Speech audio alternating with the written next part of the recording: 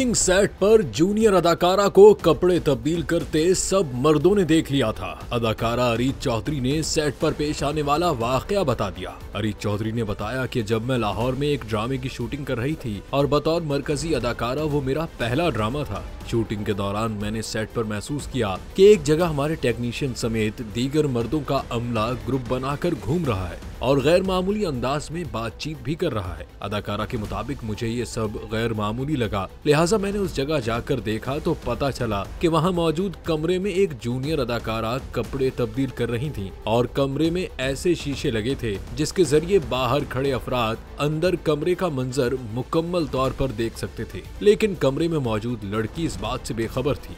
जबकि एक लड़के ने इस मंजर को नोट करके दीगर मर्दों को भी वहां बुला लिया था। अरीज ने कहा कि मैंने वहां जाकर लड़कों को हटने पर मजबूर किया और उस लड़की को आइंदा के लिए एहतियात से काम लेने की हिदायत की।